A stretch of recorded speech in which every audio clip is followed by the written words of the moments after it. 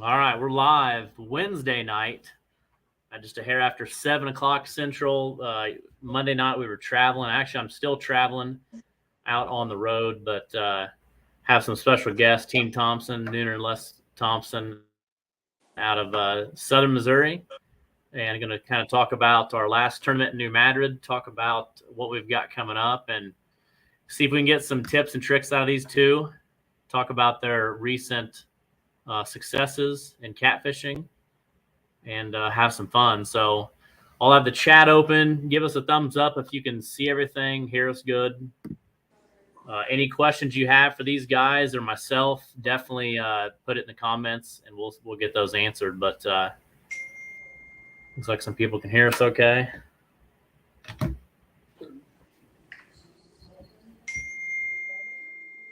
going to try to play, let's see.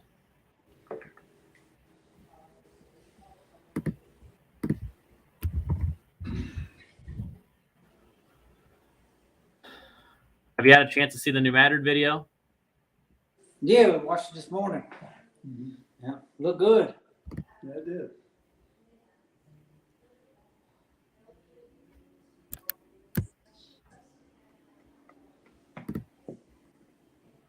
No, I didn't realize you had so many boats weigh in at that tournament. Isn't that crazy how many boats weighed in? Yeah, it was like 42, wasn't it? Someone said 40, yeah, 42 out of 49 boats. Wow. It's a great weigh-in. Chasing them points, trying to Yeah. go to Lake Ouachita, right? Oh yeah. I'm gonna play the video real quick while people jump on. So let me see if I can get that.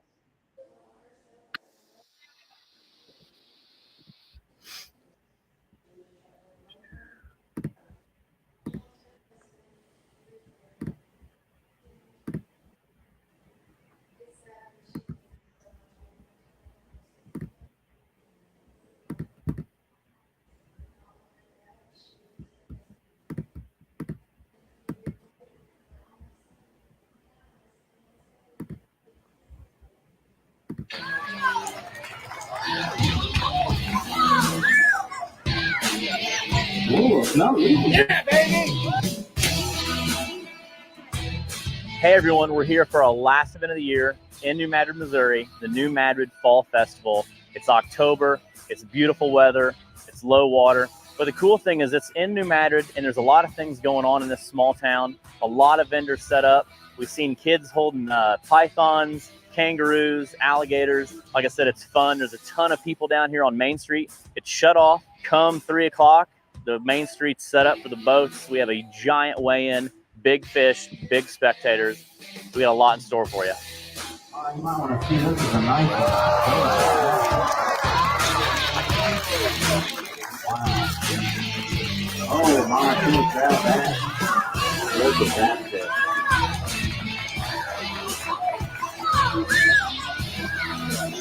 Ooh.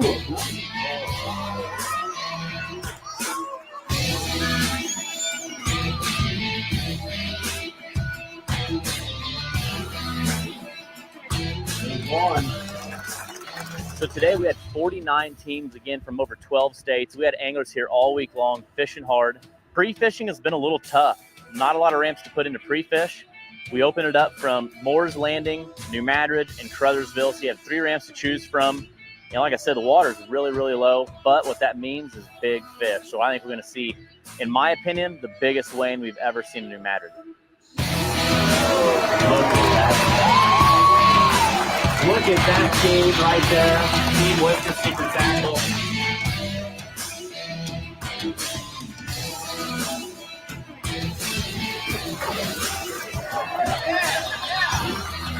Maybe the back.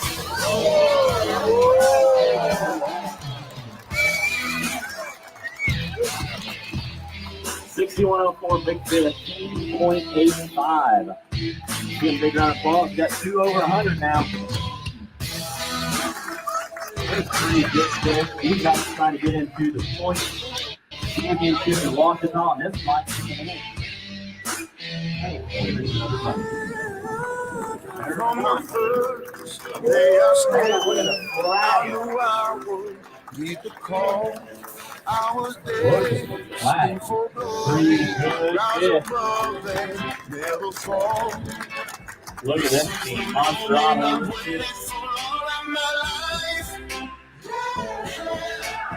This is my legacy. This is my moment to rise. 6-3. Born to win. Team out of hot seat. Just a few. Now we can see a big round of applause. I was born to win. Oh my! Look at that thing right there. There we go. I'm going up levels. I climb to the top. Keep going and I never stop. I was born to win. 120.02. And second place in Big Fish. I was born to win. 134.19. And our first place team with 137.63. David Shipman, Phil King, $6,534. To win.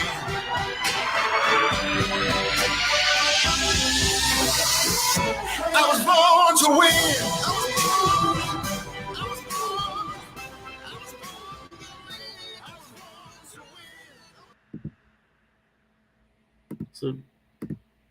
So yeah, that's exciting. That's remember me telling you, I think that's going to be the biggest New Mattered weigh-in ever.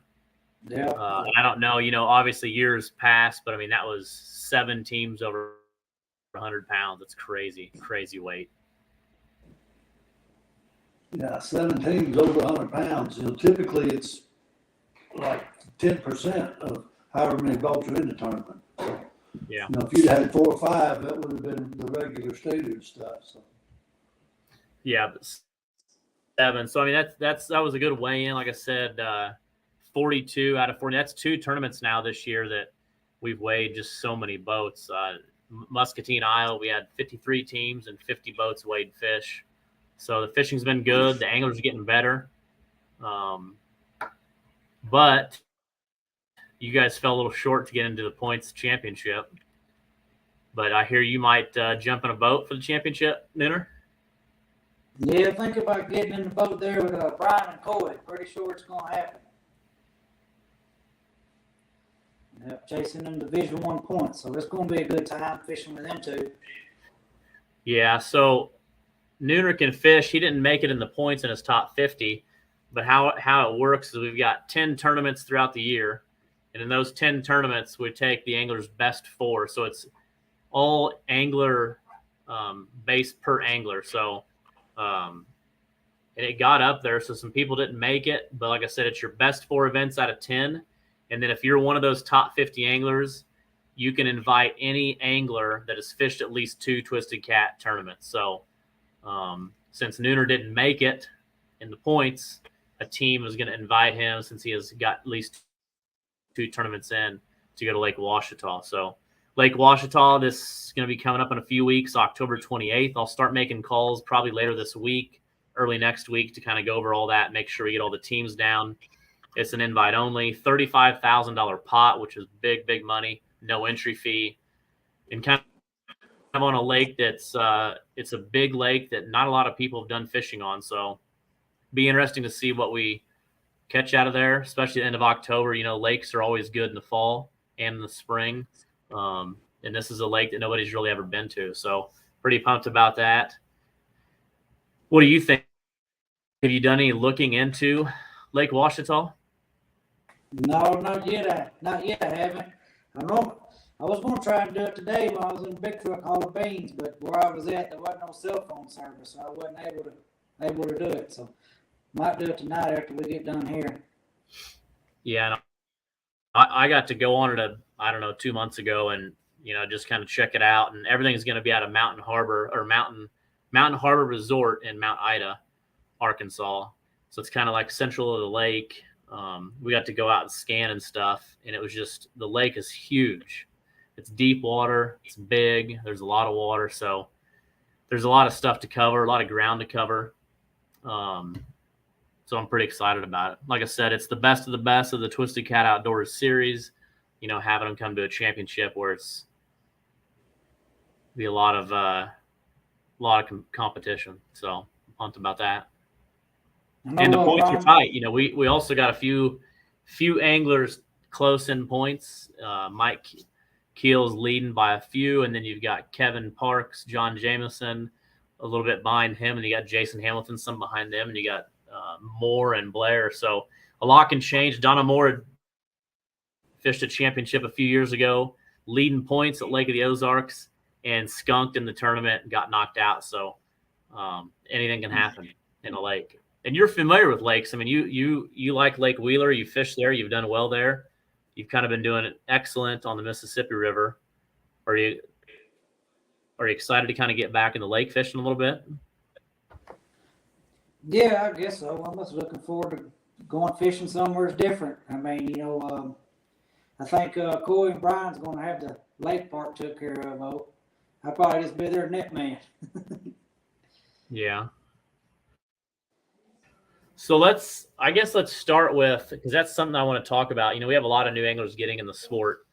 Kind of start, your guys' history. I mean, I know you do your guiding ducks and turkey and fish and all that stuff, but tell me like how you got started, why you got started, when your first time on the river, kind of from your dad's perspective to how you guys are where you're at now. You're traveling to Memphis, winning back-to-back MRMs. Kind of give me a little bit of history of how you got into the sport, when you start, and kind of what's led you to where you're at now. Well, like I told somebody the other day, our family's been fishing this stretch of the Mississippi River for over 100 years. It started with my grandpa taking my dad. Now my dad's took me when we was kids, and now me and my brother's taking our kids. And so when I was a kid, we didn't have no boat. So, we used to walk out on any of those wing docks. There was a wing dock there that we used to be able to walk out on. And me and my dad would carry a skipjack pole, a catfish pole, a little cooler, and a little tackle box and a net. And we'd walk all the way out there on any of those docks, and we'd fish almost every day. And if we didn't catch no skipjack, we couldn't catfish. I mean, some days we caught them, and some days we didn't. But that's how it got started. For me, it was my dad taking us, or taking me when I was a little kid, and we ended up getting a boat. And man, we was walking in high cotton when we got this boat, and the boat was so small it would fit in the back of my dad's truck. And it was 10 foot long, 36 inches wide. Didn't have no motor. All we had was a paddle. However fast Daddy paddled, that's how fast the boat would go. And we would put it in there at the boat club chute, and he would paddle us out to the middle of the river, and we'd anchor out. Had about a 25 pound rock, and that was our anchor. And we'd anchor right there in the middle of the river, and we'd fish, and we done it all the time. And never even paid much to the boat size, I mean, it ain't like we could go up down the river. We was only limited to how far we could go. And we finally got a trolling motor. But when we done that, we was moving along pretty good when we got a trolling motor. And we ended up getting a 1548. As I got a little older, had a 25 horse on it. We did a lot of jugging. That's, we went jugging a lot. And, usually if we rod and reel fished, we would do it on sandbars. Used to be able to drive to this big sandbar here on the river, and we just fish out of the back of the truck, fish all night, build a big fire, and there were several people who went down there and done it. And we ended up getting another boat, a 17-foot duck boat with a 50 horse Mercury, and we started, doing a lot more jugging and started doing a lot more rod and reel fishing. And we never fished tournaments. I said there was this local tournament here that Napa guy here in Crothersville would throw. It was a jugging tournament, so we'd always fish that. They had about once a year, and Daryl and Jason always come and just beat everybody. And like, golly, it seemed like we could always catch the fish until tournament day. And tournament day, we didn't know what we was done.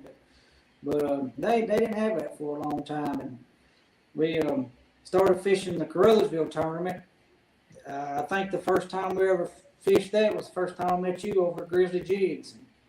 And we was in that little 17-foot duck boat, and we just, man, them boys smoked us. We didn't know what we was doing. That's what it made it look like.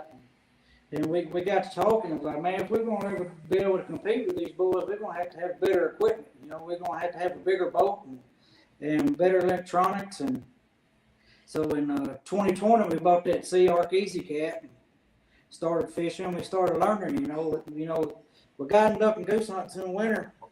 I'm able to fish every day pretty much throughout the rest of the year. So I started going fishing every day and started learning stuff, and then on weekends where we didn't have no tournaments, my dad and brother would be off work and we just go fun fishing. We've learned a lot and still got a lot more to learn, but going back, you said you got that Easy Cat, that Sea Arc in 2020.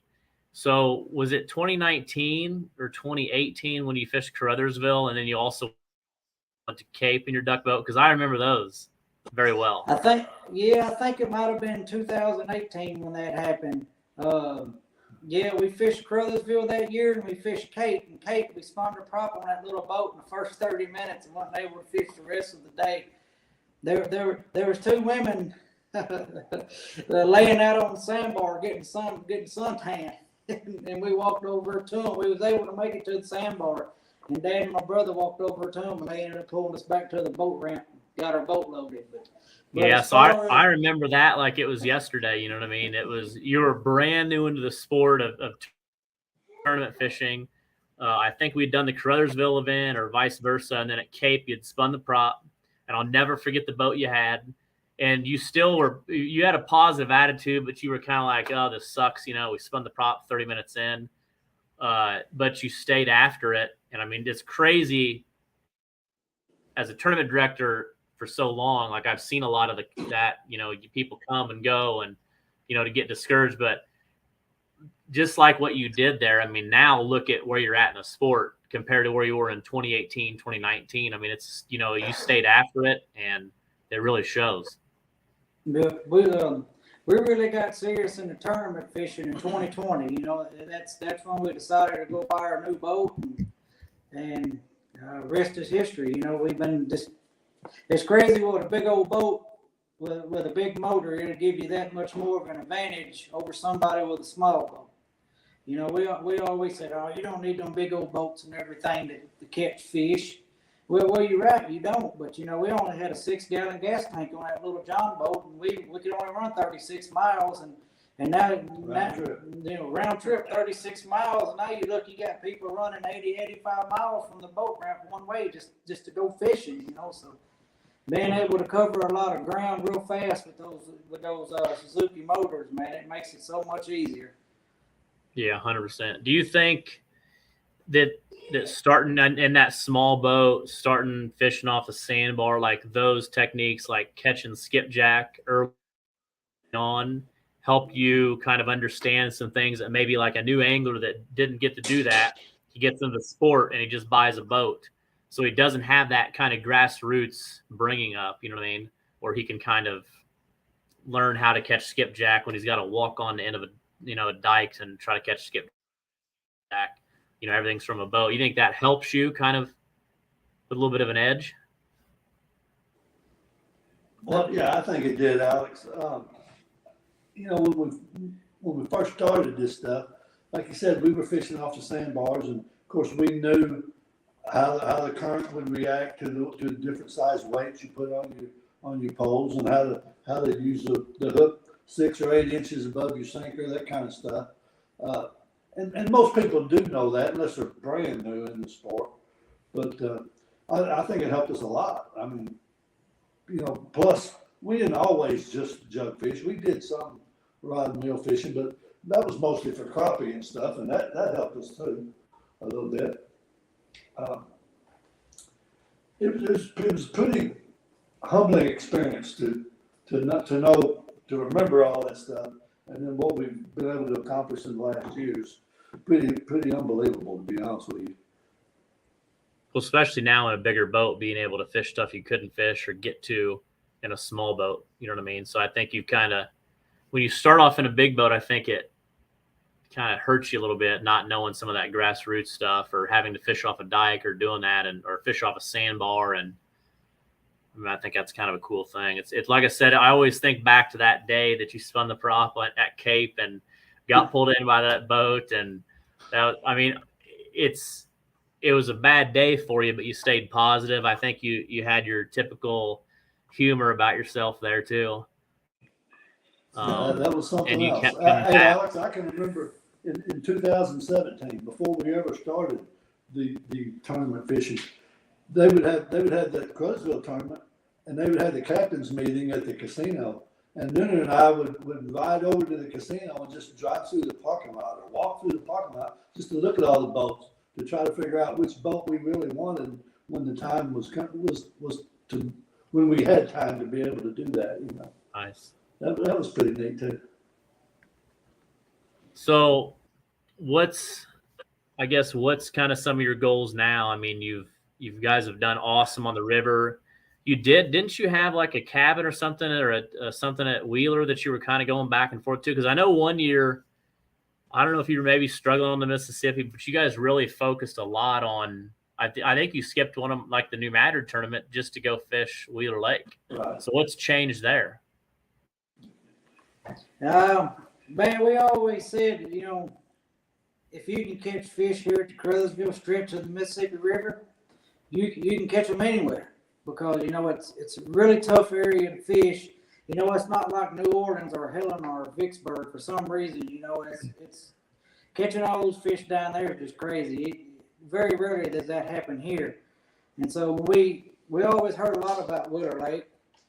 And when we went down there, it was just easy fishing. You know, we ain't never dragged. I think the first time that we went fishing there on Wheeler was actually at night, and we was dragging 8-ounce no roll sinkers, and we wasn't doing it 5 minutes, and I caught a 53-pounder. And it was like, golly, this stuff's pretty easy. So it was something new for us and something different, and fishing was just easy. We caught a lot of fish down there the first year that we went, and so we just Chris and Corey Ramsey was throwing that Bama Blues tournaments down there. They had them once, twice a month, and we ended up getting a house down there by Wheeler Dam, and we just started going down there a lot and fishing those tournaments. And we was, I don't remember what year it was, but I think it's a couple of years ago. You mentioned we skipped out on New Madrid tournament because we was supposed to win the points down there for that. So, but like I said, we learned a lot within the last couple of years. You know, with like, as far as tournament fishing goes versus fun fishing, you know, we always knew that we can catch big fish because we've done it, but we was never really able to do it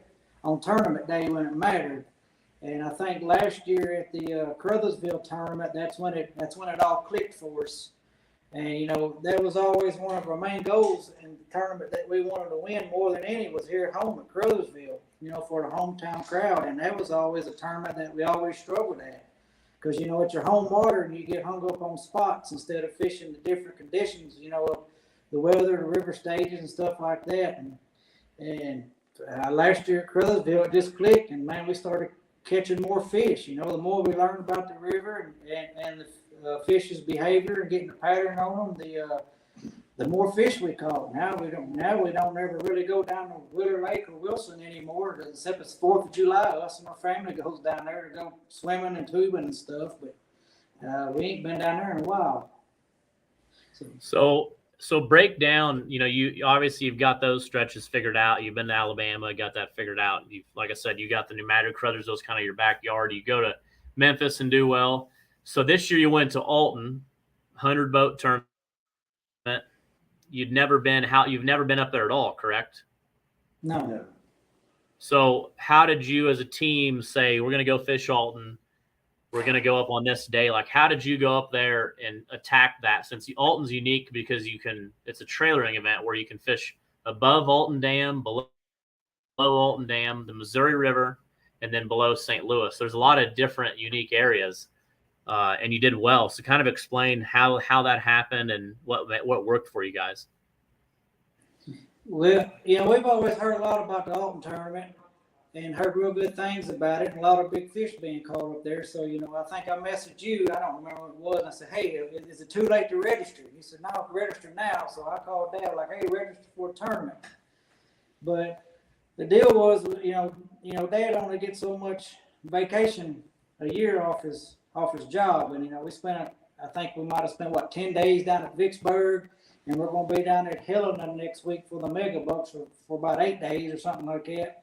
And so we wasn't able to really go up there and pre-fish. So we left on Thursday, and I got up there Thursday night, and Friday we went out and pre-fished the Missouri River. We've never been on the Missouri River. We wanted to go fishing. Now let's go and see what happens. I think we fished there for about 7.5 hours and never got a bite. And that's another place that we look forward to going again in the future because it's just because we didn't get a bite in 7 hours. We didn't know nothing about it, but it was real pretty place, and look forward to going up there and fishing that again. So nobody would really tell us where no boat ramps was that we could put in on the Mississippi River. So, we're not catching no fish on the Missouri River on Friday. It was like, hey, we just need to get to the Mississippi River, get our boat put in without messing anything up, and look, and go back to what we know, stick to what we know and see if we can't find no fish. And Corey and Brian told us about that boat ramp that we put in at, and we was able to get put in there, and we've never been there, never even seen the boat ramp till Saturday morning, and we got the boat put in and didn't mess nothing up. And we drove 50 yards from the boat ramp, started fishing.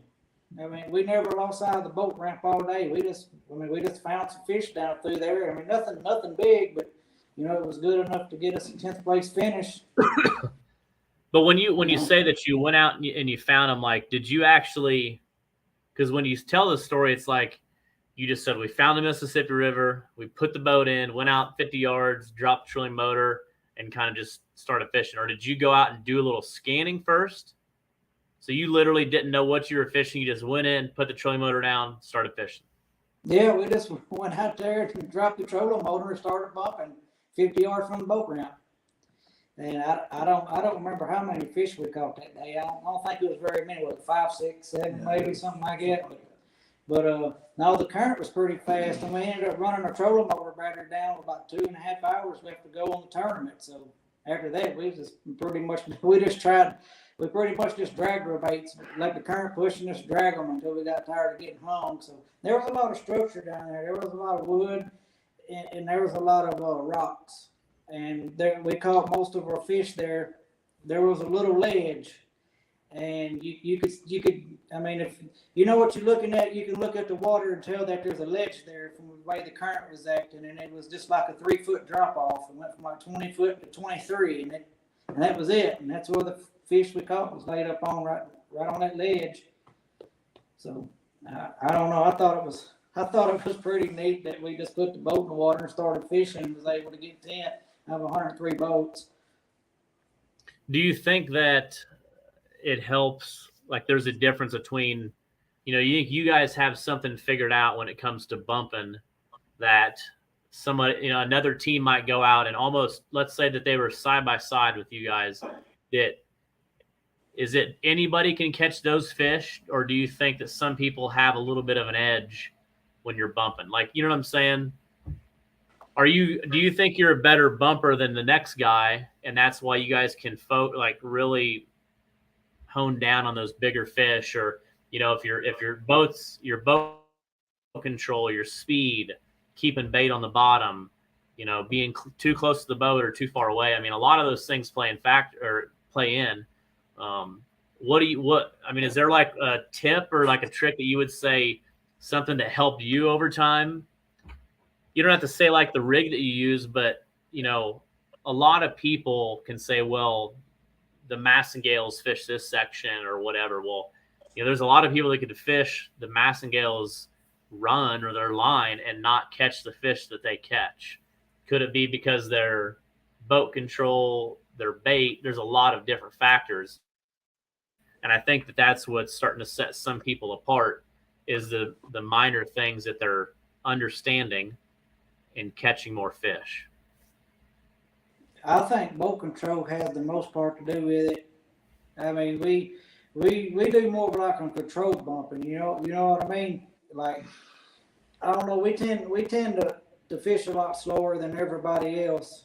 I mean, for instance, we was in this one tournament and we started this drift, and another boat pulled up not far from us and started the same drift. He was able to get 2 drifts done before we even got halfway down with our first one. So, but every day is different. You just got to see what the fish want. If you can catch them going faster, then we'll move faster. But we start out slow, and I think we just kind of let the fish tell us what they want. If it's a real aggressive bite, we might try to move a little bit little bit faster, try to cover more water. But I think as far as bumping goes, it's all about boat control. And sometimes 10 foot either way can make a big difference. Yeah. I mean, have you ever noticed to where you could be sitting there bumping and catching fish and the guy beside you not? Yep. Why do you think it is?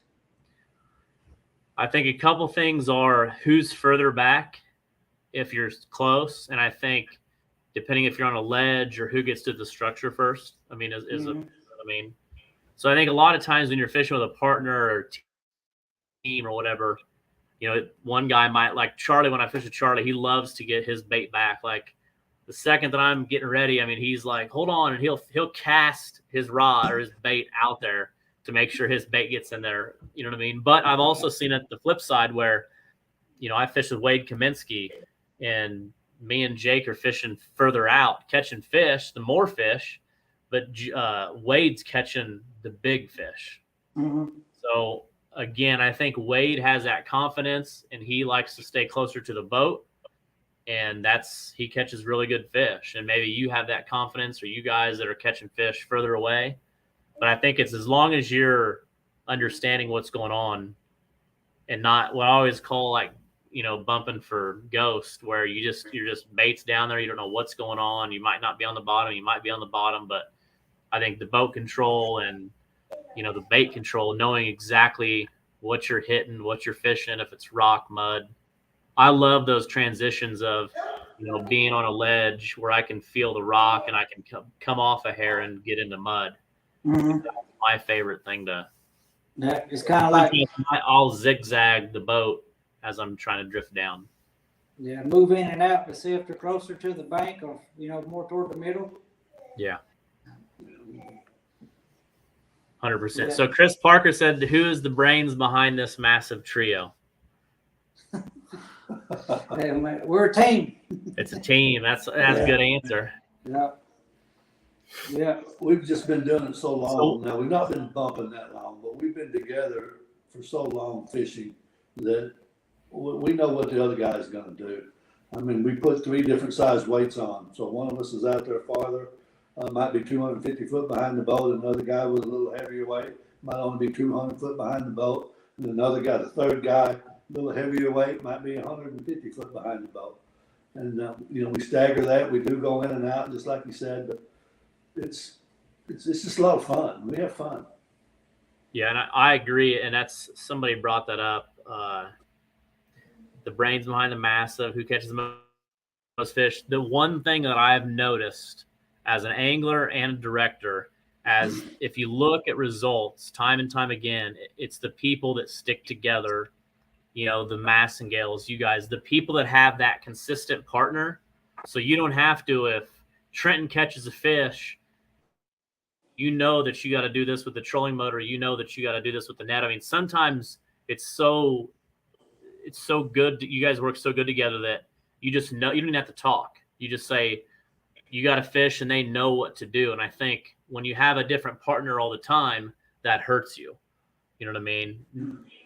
Netting a fish or whatever that could be, because everything matters when you got a big fish on. A fish, let alone a big fish. Miss netting the fish or boat control, or you got a big fish on and somebody accidentally hits 10 on the rabbit on the trolling motor and it goes out towards the channel. I mean, there's a lot of things that can happen. So I think having the same partner or jiving with that same partner is a big deal. So Trenton says, who catches the most fish? Trenton already knows. he already knows. He did catch the most Saturday. Yeah, he got one. Oh, he did. Yeah, he caught one. He caught the biggest. He caught the biggest. What do you think about that flathead he caught Saturday? That's a nice flathead, and I always try to guess, in my head, I'm always guessing what I think it's going to weigh because I've done it for so long. Flatheads I'm never great at, just because flatheads they look huge and then they're not, you know what I mean? So that was a big one. And I knew, I'm like, man, this is a big fish, but it's still like we talked about when you caught that fish, I mean, you guys thought it was probably a bigger blue and it ended up being a flathead. So you probably lost some weight on the fish. Yeah, that was disappointing when that fish come up and it was yellow instead of blue. I was like, oh no, because like I said, they look really big, but they don't hold the weight that the blue cats do. We thought we was gonna have a 60+ blue cat on there because he made 3 or 4 good runs. He started running up the river and we'd have to try to slow the boat down and try to stay up there with him. And then he start running down the river and we'd have to let the boat float down with the current. And then he start going toward the channel. We chased him for about 10 minutes and he popped up and he was yellow. I was like, oh no. Trent was all excited because that was his biggest flathead, but I knew as far as the tournament goes, it wasn't holding nowhere near the weight we needed. But man, we were just tickled to death. What did you replace when you caught that fish? What did you throw back? A 30-pounder. Now, according to our scales at the time, we had 98 pounds. We had 98 pounds in the boat, and we didn't put that flathead in the boat till 2:55. We had 5 minutes left, and 2:55 we got in the boat. We weighed all 3 of our fish and threw the smallest one back because man, them fish threw up a lot in the live well. They was throwing up like a carp and buffalo and stuff, and so we just threw back the smallest one we had and replaced him with that flathead. So I don't know. I mean, to be honest with you, it was more weight than what I expected us to catch because pre-fishing was tough for us throughout all 2 weeks. But we only pre-fished one day last Wednesday. We went out there and got a couple bites, nothing good, and it's kind of got disgusted with it, needed a break, so we just walked away from it and never went back fishing until Saturday. This is where we're going to fish. We're going to come out here and we're going to fish and make the best of it. And it was ended up being better than what we thought. I think we caught 10 fish that day, and most of the fish that we caught was all 30 pounds. It was like all identical. Yeah. Oh, what was the bait of choice for you guys that day? Skipjack. Skipjack. That's fresh or frozen or? No, Andy brought us fresh skipjack. We got it at the Captain's Beacon up there. How serious are you about fresh skipjack over frozen? I mean, if that's all you got, or do you always try to get fresh? We always try to get fresh. We're fresh guys. Yeah. Now you remember that tournament up in Cape a couple of years ago where you and Charles and them had that big weight, 150 something pounds the first day. It's a 2-day event. Yeah, 165, I think. Yeah. Yeah, I think, yeah. Let's not talk about day No, 2. you don't remember that, do you? We use frozen bait during that tournament, but most of the time, we're all about the fresh bait. If it's over 2 days old, we don't want it. So we always like bait the day before.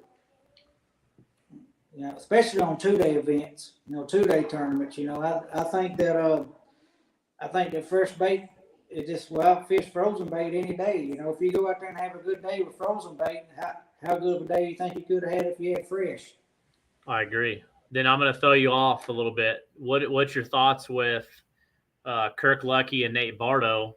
They use chicken, and they've been telling me Nate Bardo 2 years ago, I took him out for the first time on a boat, and we won a Fishing for Freedom event, and he just fell in love with fishing from a boat, catching catfish. Like he just loved it. And then hooked up with Nate Bardo, just bought an Easy Cat or with Kirk Lucky, and these guys use chicken. Like they use chicken, and at the tournament, if you remember, I said prove it, and they opened up their cooler and showed me they had 4 empty cartons of the chicken, and Kirk actually caught a 93 on chicken up by Chester. Actually, the picture I shared in that group text that we have that had all those reactions and likes.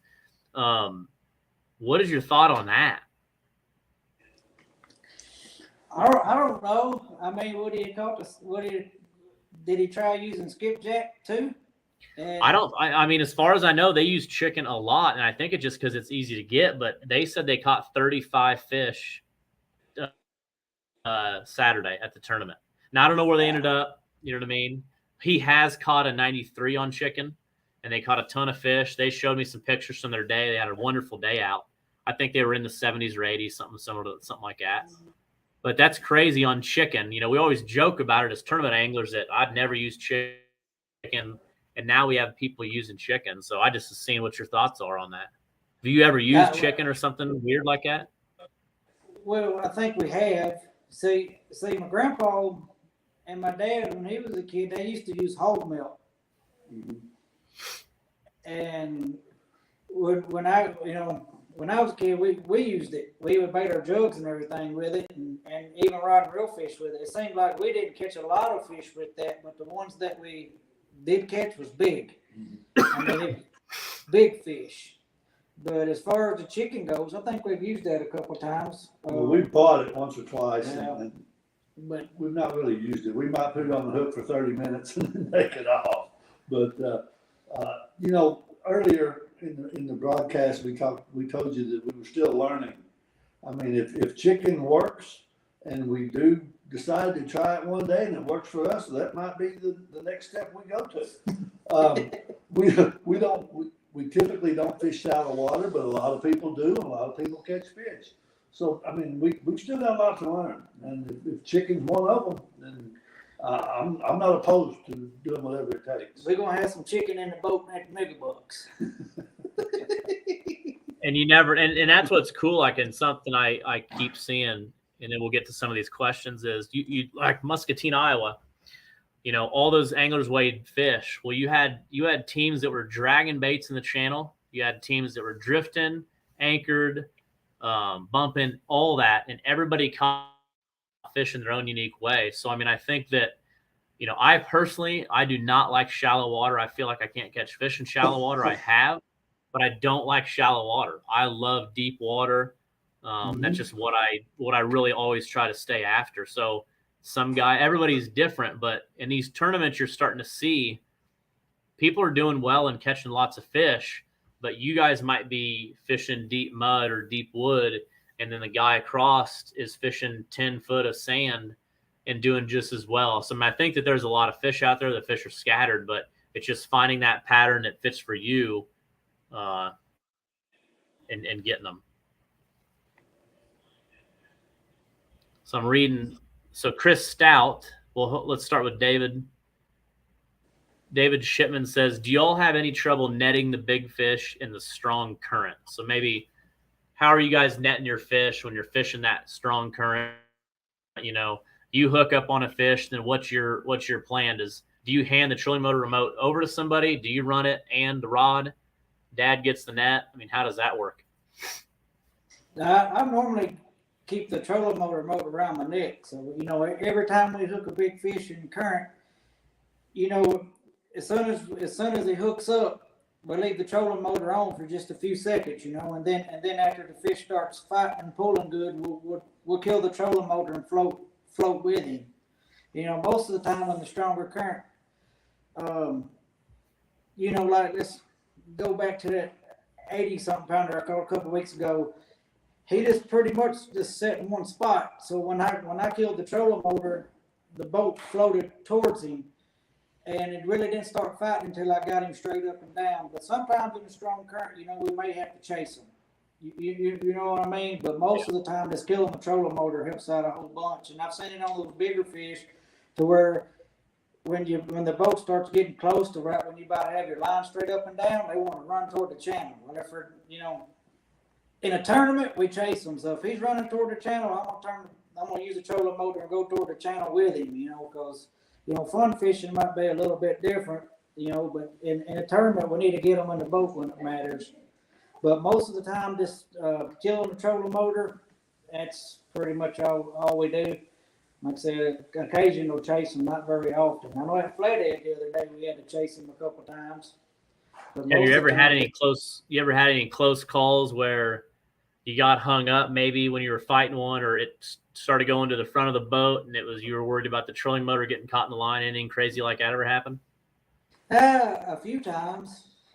Yeah, we was dragging boards down on Wheeler Lake one day, and you know how the big fish hit. They ain't gonna sit there and mess with it. But we was sitting there, our boat done like that, and I think it was Dad's turn. It was me and him down there with fun fishing. I think it was turn. I posted her doing that. I said, nah. He said, he ain't no big enough. No, and it just kept doing that, and it was like a minute and a half go by. We looked, and that line slack. So I get the pole and I start reeling it in, and the line's all the way in front of the boat. I mean, the fish is like 200-something foot in front of the boat, and I said, whoa, and it didn't feel big at all. And I was like, here, it's your fish. You really meant it. I don't reel that thing in. And we got the fish by the side of the boat. And then he started fighting. It turned out to be a 57-pounder.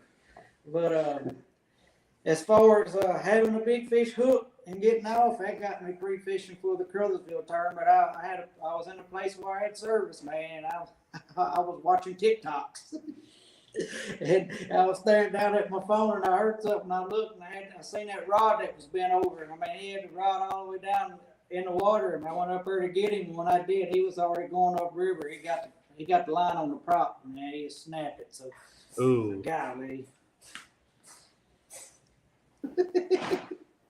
That was a good one. That's always a good one. So Chris Stout, he says, as a fellow angler and competitor, I try to learn all I can and seem to learn something new each year. Is there anything that you guys have learned in the past year or so that really stands out as a game changer? So something that, you know, he's always trying to learn something. Is there something that you've learned in the last couple of years that has helped you guys out? Yes, small baits and small weights.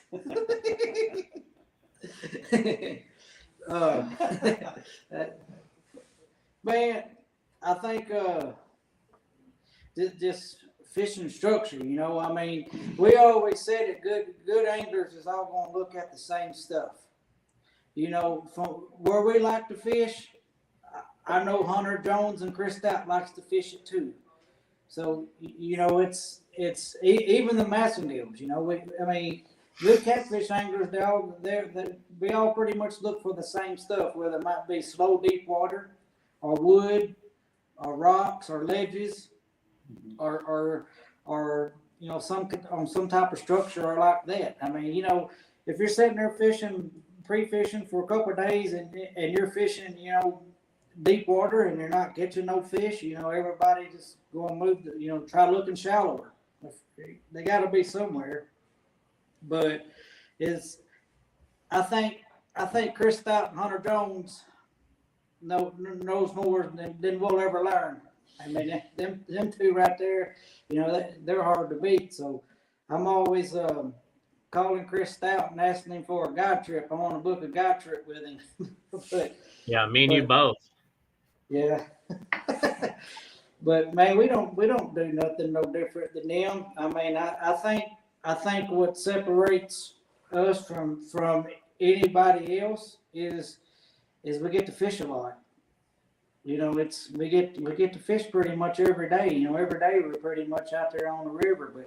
But I will tell you that, you know, the tournaments that we've done good in the last couple of years, we've never even pre-fished a whole bunch. You know, like at Hell in the Mega Bucks last year, I think we was down there 5 or 6 days, and we already had a plan the first day that we was there.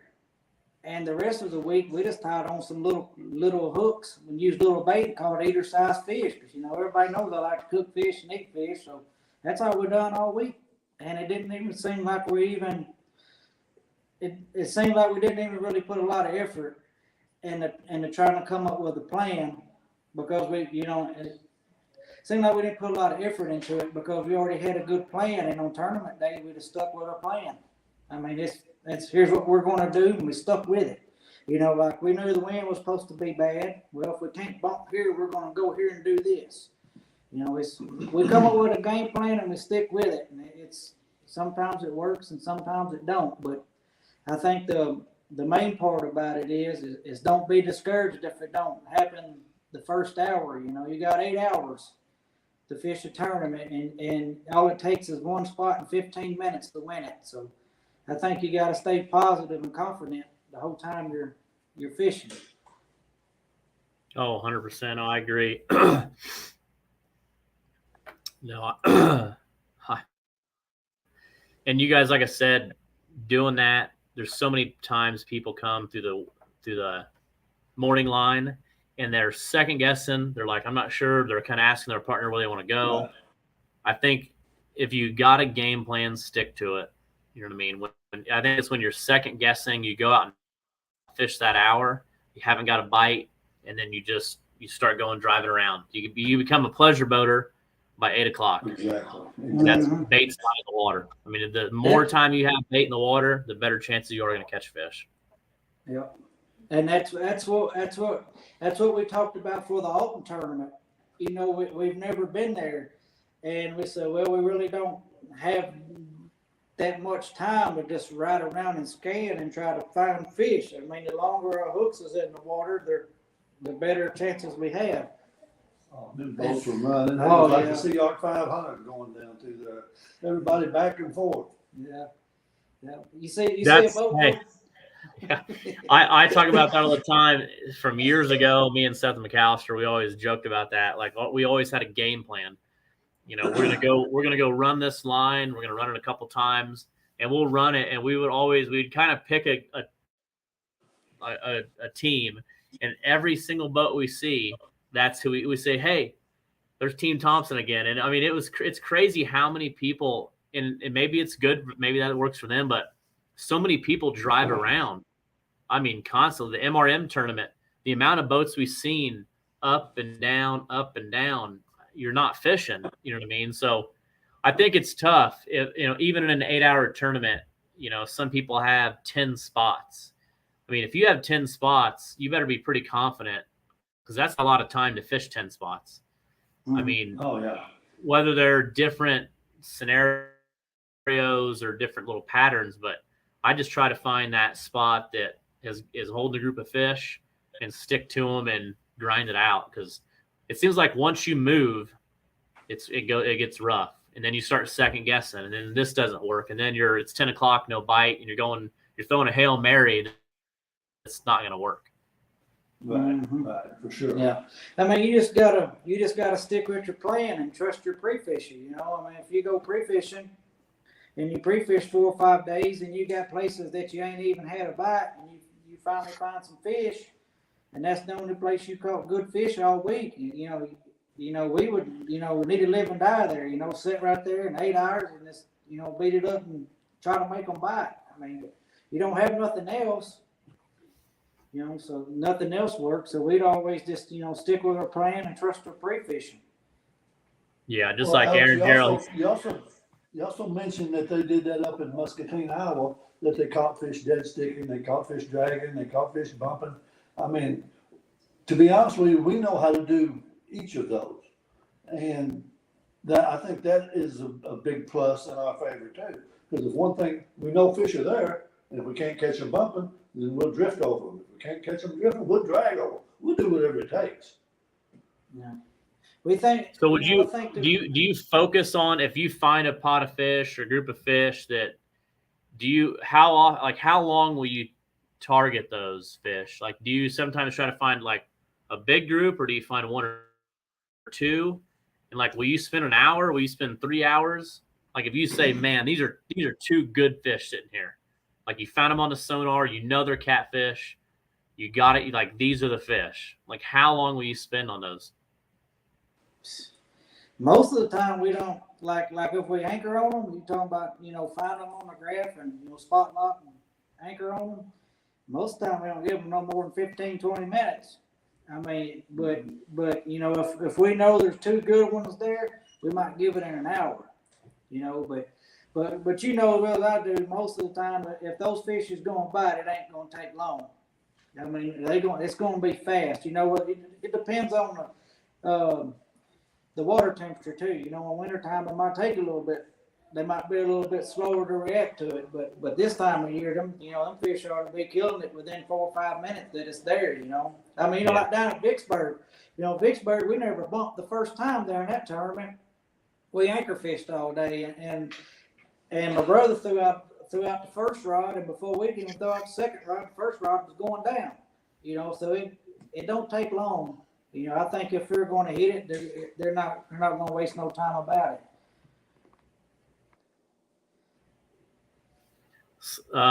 Les, Scott Turnage is asking, what's the name about a boat named Zanza? There's never been a boat named Zanza, and Scott knows that. It's just a bar that we all used to frequent, and my family owned it, and a lot of good memories there, and Scott's a bunch of those memories. What town was that in? That was in the big town of Hayti. In Hayti. In Hayti, yes, sir. You know what's there now, don't you? The green light. That's where the Xantha used to be. They got a wheat store there now. Yeah, people been getting tore up there for 50 years. And they still are. Oh my. Let's see. Well, I know you got that picture I sent you this morning, and then people waiting in line at like 9:55 to go in there. Oh, that was it? Yeah. Okay. That's a nice place. Hey, so Coy Sneed says, ask Noon if there's anything he hasn't seen. Yeah. Tell Coy there's two things I ain't never seen. That's a turtle with speed and a woman I need.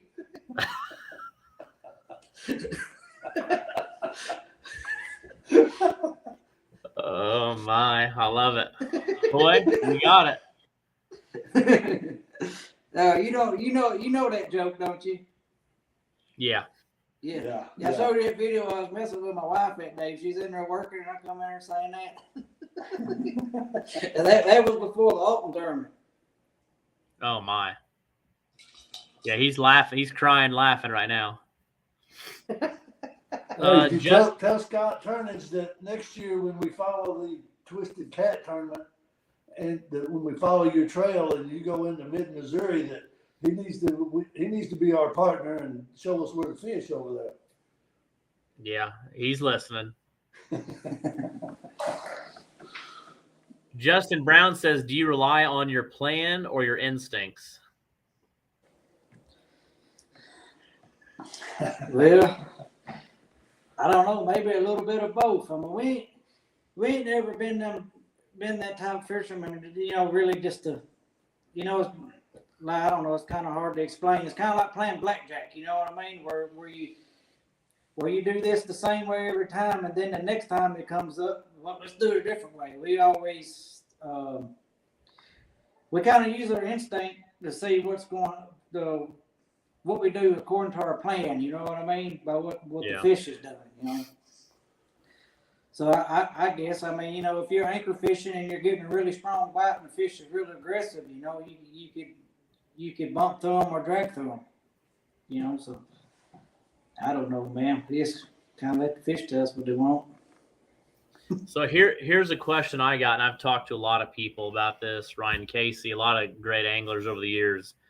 So in some of the tournaments that I've gone to, you'll have that different bite where you might be on a big load of fish and you're getting a lot of bites where they grab it and they got it and then they kind of spit it out, or like you just can't catch them, or like they're there, they're just not biting. So I've also been where you catch a bunch and then the bite changes where they're not hitting it, they're kind of like almost like grabbing it but letting it go. Have you seen anything like that? Yeah, we ran into that. Matter of fact, it was last year at the New Matter tournament. We ran into that. We short bites. Is that what you're talking about? Yeah, like a short bite, but like they would grab it and then pretty good. But then like if you tried to do anything with it, you could jiggle it around, but they would just not take it. It was like they would almost hold it or spit it out. It was just something. I've talked to some people, and it seems like sometimes there's a time of day, or like they're just not eating, they're not aggressive, and they're doing that. They're hard to catch. So I just seen like what your thoughts are if you attack it differently with a stinger hook, or like what's your thoughts on that bite when you get that? Normally we downsize baits. Go to smaller baits, but we ran into that trouble last year at the New Matter tournament where that happened a bunch, but I think it was just smaller fish. Because the next day we actually went fishing at a different spot, and like the first 30 minutes, we had like 115 pounds in the first 30 minutes. And we let my boys reel in all of them. And the bite was real aggressive. You was sitting there bumping through there, and boom, they knocked the fire out of it. You'd catch them. And so after we caught those fish there in about 30 minutes, we said, let's run back up to where we caught those, where we fished at during the tournament. just to see if those fish is biting better, to see if it was yesterday's bite or just the place. And so we went back up where we fished during the tournament and fished for 2 hours, and it was the same stuff. It was like a bunch of short bites. You'd sit there and you'd be bumping, and you'd feel, they'd lightly hit it and they kind of start running toward the boat some, or they just kind of just barely tug on it and then just drop it. So I think a lot of times, from what I've seen, that could be smaller fish. I think, them big fish ain't gonna mess with it most of the time. Whenever they take it, they normally take it.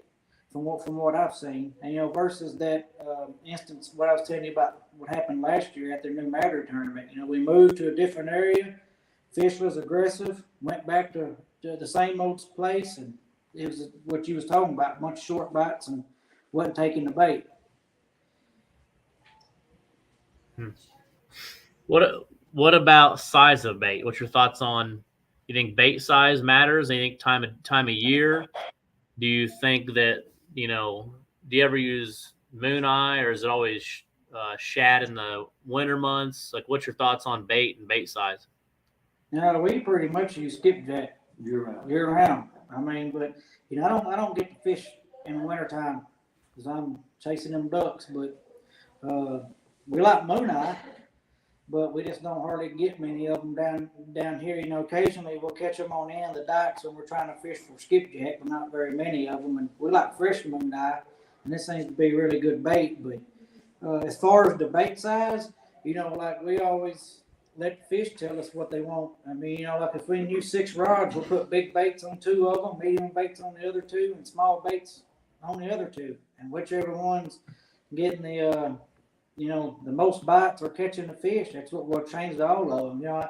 Some days they want big heads, and so if that's the case, we put big heads on all of our poles. Some days they want them little small chunks. We'll put them small chunks on there. But I'm not really a big fan of great big huge baits because I don't know. I think that could affect your hookup sometimes. So I've always. Well, that's because we don't use stingers. Because we don't use stinger hooks. You know what I mean? So. I want those fish when you've seen it to where you sit there and you had them big takedowns, and then you drag coming out and you reel down on the fish and you reel down a rod holder, reel down and pick up the rod, and then the fish gets off, and then you reel in your bait and there's bite marks about 1 inch below your hook. Yep. Yeah. I think, especially in current, everybody fishes different and everybody has their own way of fishing, but for me. I personally don't like using as big as a bait in current as I would as if we was dragging down at Wigger.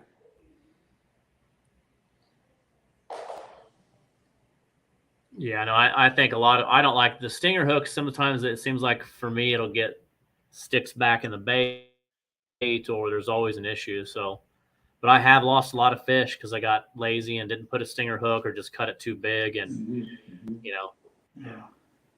But most of the time, or pretty much all the time when we're in a tournament, if we catch a big fish, we always put no leader on. If we catch a great big old fish, we'll cut that leader off, tie a new one. And we do that a lot too with like the night before the tournaments. We always put new leaders and new hooks on all of our poles. Because if we're gonna have a big fish get off, it ain't gonna be because we was lazy. It don't take very long at all to change out a leader and put new hooks. Which all of our leaders is pre-tied. I do that through the week before the tournament. So, we use crimps, and so it don't take 20 seconds, and we have a rig already ready to roll. And so we always change out new leaders and hooks before tournaments. I was going to mention that earlier, Alex. Some of our success we mentioned was, we've heard all kinds of people say, "Oh, I lost a big one at the boat." Well, we've been very fortunate, lucky, or maybe we've been prepared the night before with new hooks and new leaders that we haven't lost any fish at the boat. You can call it luck, you can call it fortunate, or maybe we were prepared. And so that's what Nooner is exactly right. We're not going to lose a fish because we were lazy. Let me rephrase that. We ain't had that happen in a long time. But again, I see all the boats coming through, and you guys are very particular. You're neat. your stuff's together. And I think, some guys throw their rods in the back of their truck bed, and, just a little fray here on a mono leader can change everything. Cause we hear it at every tournament. You hear it when I'm weighing the fish in. We lost a big one at the boat. We did this, we did that. Coy was live, and remember him talking, it's got a Dragon Master hook and all this stuff. And then he lost a fish. Could have been the hook, could have been the bait, whatever, but things can happen. But I think that most of the people that have an error, it's because something they did wrong, not necessarily the gear. They used a leader way too long. They used a hook way too long. They didn't, make sure that their bait was hooked on right. Lots of little things. Even crimping, you got to be extremely cautious crimping, making sure, that you squeeze it good enough, that you burn the end, that it doesn't pull through. I was skeptical of crimps until I seen a bunch of anglers use them that I look up to, and then I started using it. And that's, like I said, to me, I would rather use the crimp than not all the time. Yeah, it keeps everything more neater. I noticed down there a couple of years ago down at Helena, you was burning your ends. I've never done that. Do you think that just gives you a little bit more security? I think it does, but I don't think you need it if you crimp it good. But I think it's just I seen people do it, so then I do it. Yeah. You know what I mean? Hey, I can't see the comments. I want to know what Coy said when you talked about that fish getting off. He said, I pulled it out of his mouth. Yeah, because it was a dink. He told me that the bait was bigger than the fish. Look who joined us. Liz, can you hear us? I can hear you. Okay. Hi, Liz. Hey. So yeah, I can see all the comments. So I've been kind of asking you guys questions and stuff. But it's just fun kind of, talking to anglers that have been doing this and getting into it and what they've learned and experienced, and especially what you guys have done in so little bit of time. There's a lot of greats out there. If you thinking back to 2020, you probably would never imagine that a couple years later, you're doing what you're doing. You're going to Memphis. You're going, look at the 49 boats we just had in New Madrid. Everybody was good. You had a lot of great anglers. It's just cool to see like David Shipman, Phil King, the Massengales, people that have been doing it for a long, long time, to go up against them and, you can tell them that they better pack a lunch, in the morning, like being able to be that confident. That's a big, not that you guys tell them that, but that's just fun to be able to back it up. Yeah. Well, I forgot who it was. I told him the other day, I said, hey, if you had to bet on who's going to win this tournament, I said, you need to bet it on Hunter Jones and Chris Stout or Phil King and David Shipman. I said, because they're on the fish. Now, they're both of them teams I just mentioned, man, they're really hard to beat. I just hope one day, years down the road, I just hope we could be as good and have the success that, Mr. Shipman and Mr. King has had, because, man, they're really good at it. I know, and you think of, Shipman and King have been doing this a long time, and then they, come into New Madrid, you think, well, they were great back in their day, and, they don't have a chance and all that. Well, they do. They've always been good. And like I said, they've been doing this so long. I was really excited to see them come put on a clinic, in 2023, and they've been doing this for a long time. So like, that was exciting for me to see Shipman and King do what they did. Cause I guessed that morning we did a live video, and I told Liz, I'm going to guess 134.20. It's the best weighing we'll ever have in New Madrid. And then the Whisker Secret team, LaPlante and Davis come in, and they had 134.19, and I thought, I did it. And then King and Shipman come in and weigh 137. And I'm like, what do we got going on here? It was just an incredible weigh-in. But like I said, there's so many good anglers now. And I think with Twisted Cat, the goal is to continue to spread it out, going to places where you can't just be a good Mississippi River angler. You got to be able to go to a lake or the upper Mississippi or the Missouri and be a well-rounded angler. And you take like Mike Keel right now that's leading in our points. in Hamilton and Parks, like those are all studs, and they have that right to be in the top because they can go to Pekin, Illinois on the Illinois River. They can go to the Ohio River, the Mississippi, the Missouri, and they've done well enough in a few tournaments to be in the top. It is not easy. I mean, obviously, like in New Madrid. What did you guys weigh? 94? In New Madrid 98? this year? Yeah. No, 110. Oh, 110. Gosh. Yeah. So you weighed 100. So when you come to the scale in 110, did you think? Because I mean, I kept saying LaPlante and Davis have to come to the scale thinking it's over. We got it in the bag. Nobody's got a chance. 134, and then they get up 137, and then we get all these 100+ pound. I mean, who would have thought? 110. What did you end up with? What place? 6. Sixth place with 110 pounds. I mean, that's got to blow your mind a little bit. There. Because New Madrid's usually good. Right. Yeah. New Madrid's usually good, but it drops. You know what I mean? It's maybe 2 over 100 and it really dies down.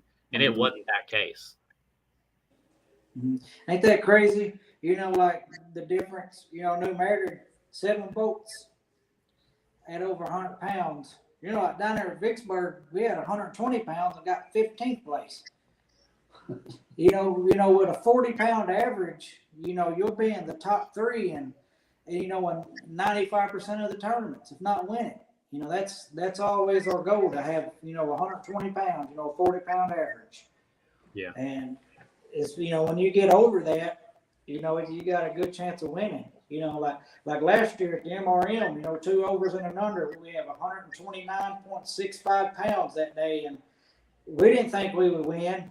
We thought, we figured there'd be somebody come through there with a great big old fish, but this year, we had 151.5 with 2 overs and an under. That's hard to beat with 2 overs and an under. I mean, but we just said if somebody beats it, then that means they had just as good as a day fishing as we did. Yeah, and I think, and I'd love to get your thoughts on this. You take this year, Louisiana. There's guys that have been going down to Louisiana catching fish for 3-4 years, been doing good, and now more and more people are starting to travel. It's kind of like the new Wheeler. But if you really think about it, I mean, look at how good this year's been. You take Alton, MRM, New Madrid, all these, the Mississippi River has just got big weights. You know what I mean? I still don't understand why the Alton area holds the biggest fish. It seems like, in 9 years, the only 2 fish I've weighed over 100 pounds have both came out of the Alton stretch. The one was caught on the confluence. This year's was caught at the Missouri River. But that stretch, it seems like, holds the big fish. We don't weigh the 100+ like we do up there. I don't know what's your thoughts on that? Oh, I don't know. But I think the Missouri State records come from there too, ain't it? Yeah, I think it's 134. Yeah, wasn't it up there close to St. Charles or something like that, or the confluence or whatever that? So a lot of big fish get caught up there. I mean, I think it's all good, but it's just crazy. I mean, Liz and I had 117 and got 4th with 2 overs. We probably would have had 140 or 50 in our 3 biggest. I couldn't imagine what you guys would have had in your 3 biggest. 178. Yeah. So I mean, if you take even MRM, I mean the weights are just giant. You know what I mean? So I think my favorite water to fish is, I shouldn't say this. I love the water when it's low, and I love fishing deep water. Yeah. Yeah. Those 2. But your favorite's the Mississippi River, right? I love the Mississippi River. Yeah. I mean, and the whole stretch. I mean, even the St. Louis, Alton area. I like the Missouri. For whatever reason, I love the Missouri in the winter because it's kind of relaxing. It's go anchor up on some areas, some deep holes. The spring dragon. I love Dragon Wheeler. I always say, like, it's relaxing. You can cook a steak. You can watch Netflix. You just watch your rods. You just drag them. But when it comes to the summer and the fall on the Mississippi River, you might as well leave your grill at home because, I mean, it's work. Absolutely. It is definitely work. Ain't nothing like bumping, is it? There's nothing. I mean, ask Liz. I mean, she fell in love with it.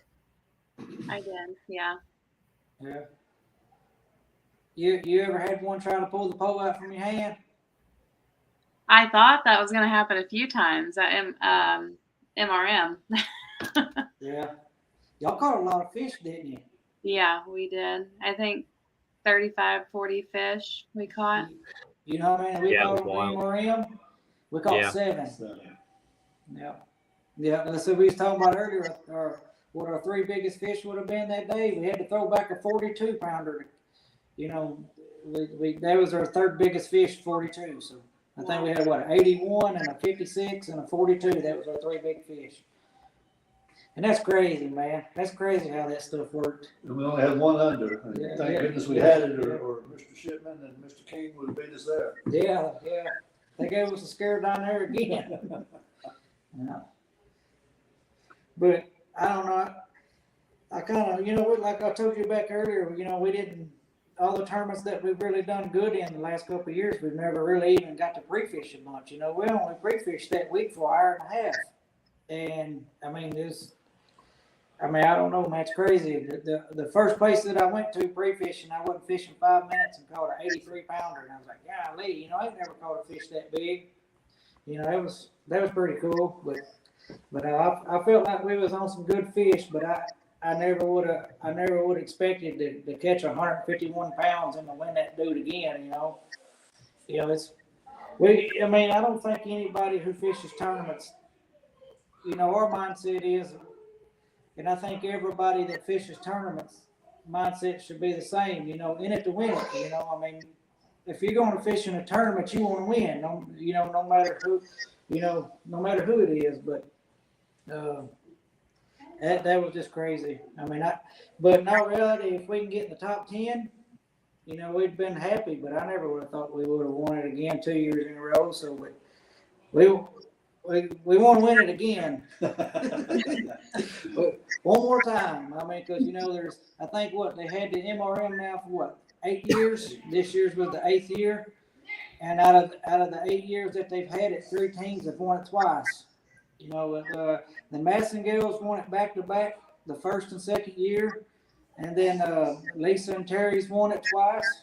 And now we've won it twice. So nobody's never won it 3 times. So I want to win it 3 times. And I don't care if I ever win it again. So That would be awesome. Cool. Yeah. That'd be really awesome. Man, it's hard to beat, like you said earlier. It's hard to beat, you know, September and October and November on the Mississippi River. I don't really know how good December is because I can't never go fishing there in that time. But I know those 3 months there is really great.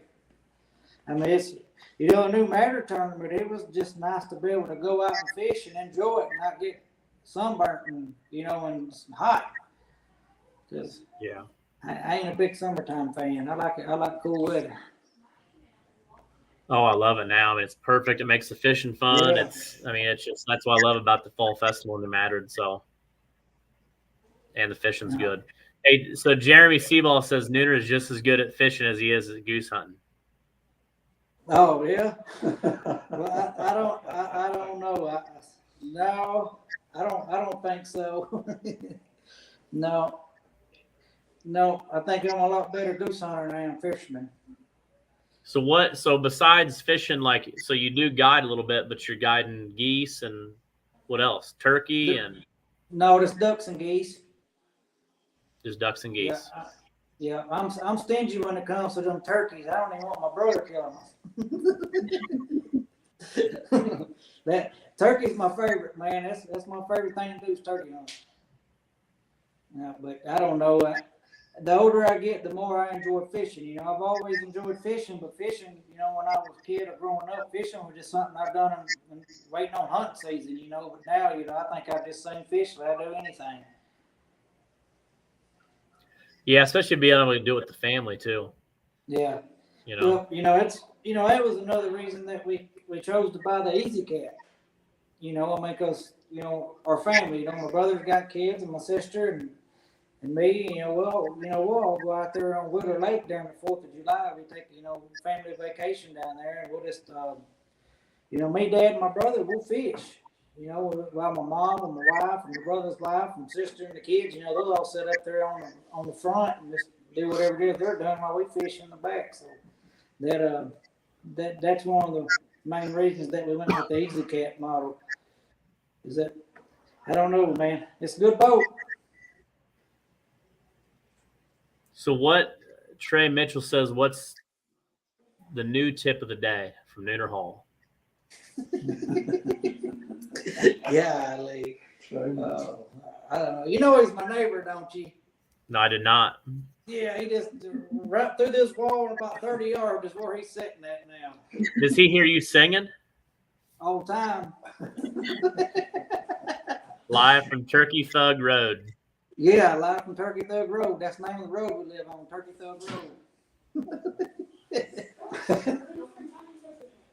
Yeah. I don't know. I always be doing these goofy tip of the days. So what do you got for a tip of the day? Come on. What do you got? Well, I don't know. You got to fish where the fish is going, not where they've been. That's what I always tell Trey. That's a good one. That's a good one. Yeah.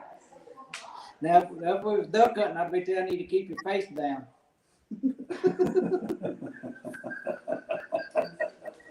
I wish I had that video I could queue up where you singing about MRM.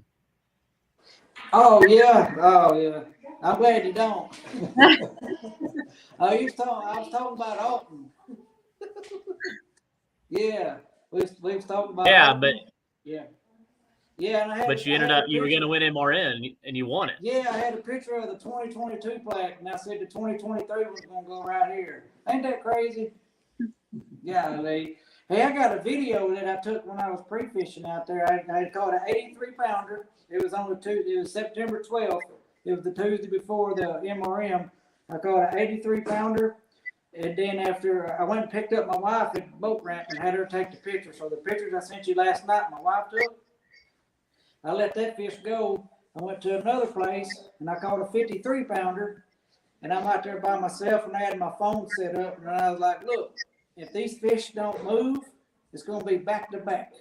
We're going to win it again. And golly, man. So I don't know. It's just crazy how stuff works out, I guess. But I don't know. We've never caught an 80-pound fish in my life, and I caught two over 80 in 4 days. So I don't know. It's crazy. Were they all close in the same stretch? No, they was about 20 miles apart. Yeah, the first place that we fished that morning was the place that I fished the 83, or that I caught the 83-pounder in, and we probably spent 2 hours there, bumping through there, and we finally caught our first fish. It was probably 8.15. It was 42 pounds.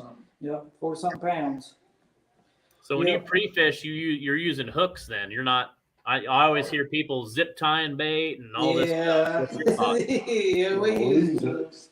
I don't know. I got mixed feelings about that, man. I mean, I don't know. I mean, sometimes I think that, I think if you're bumping through there, I don't know if it matters. But I think if you're finding fish on structure, holding close to structure or in a hole, we don't ever really try to fish them. I mean, I don't know.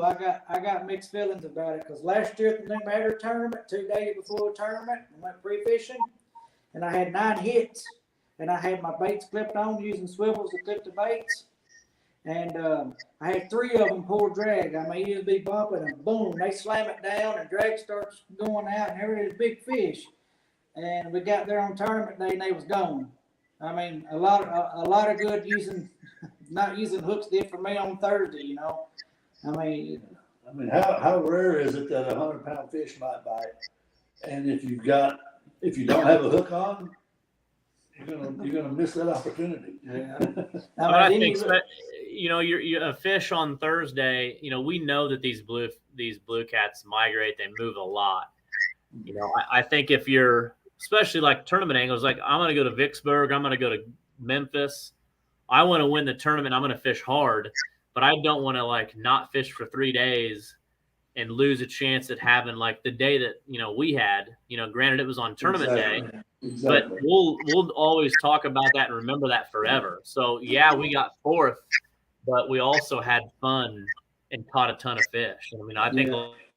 a lot of people have caught their personal best in the tournament, but you don't want to miss out on a chance of a world record fish on Friday.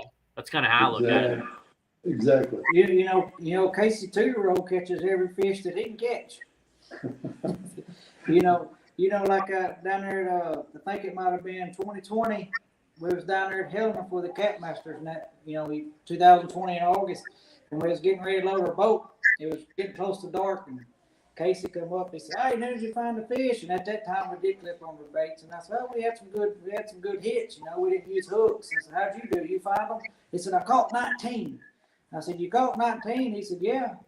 I said, "Using hooks?" He said, "Oh yeah." He said, "Man, I drove 12 hours down here to fish." He said, I'm gonna catch every fish that I can catch." And then he went, he turned around and won the tournament. So I don't know, man. I think in different situations, I think it could hurt you. Like I said, if you find some good fish holding close to some underwater trees, or wood, then we probably wouldn't throw a bait down there. But I don't know if it makes any difference or not bumping. I mean, I know a lot of good people that says it does. But, Well, we took the same fish in 30 minutes. yeah. 30 minutes apart. The same fish. It broke dinner off, and 30 minutes later, I caught it. Had dinner's hook in it, man. Yeah. Yeah, I've heard a lot of Leaders, stories like that everything. too. I've heard a lot of those stories that they've caught the same fish that broke them off and they caught it with the hook and line. I mean, it's Well, that 100 and something pound fish at Alton this year. They think it was the same fish that got caught twice that week because it was in the same area. yep. Could have been the fish that Hamilton caught, several days before. Exactly. Yeah. Somebody asked me, they said, "No, do you think that fish is going to eat again?" I said, "Let me tell you something." I said, "If you punch me in the mouth as hard as you can, you think it's going to keep me from eating supper tonight?" I might have to use a straw, but I'm going to try to eat something. I never looked at it like that, but that's a dang good way to look at it. That's true. That's true. Let's see. Any other questions out there? I think there's been a lot of comments tonight.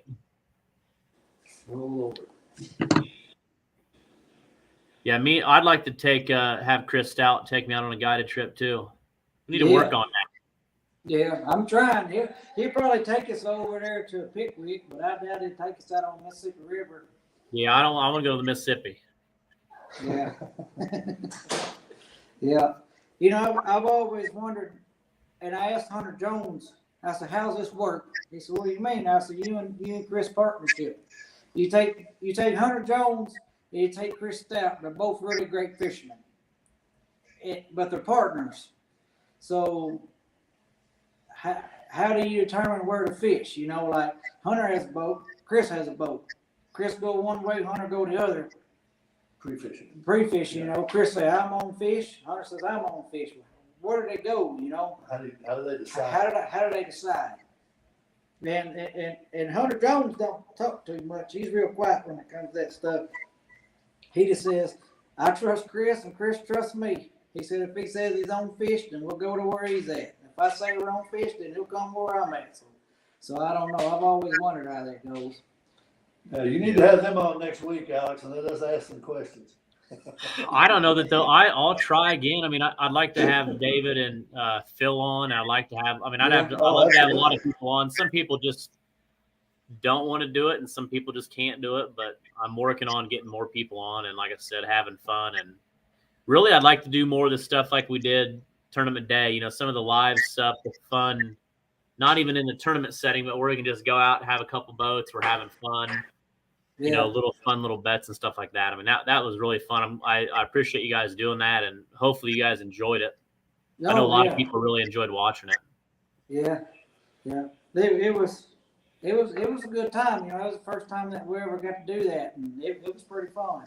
I mean, just being able to talk to y'all and George and Glenn and Corey and Brian, so it was pretty cool. I look forward to being able to do it again one day.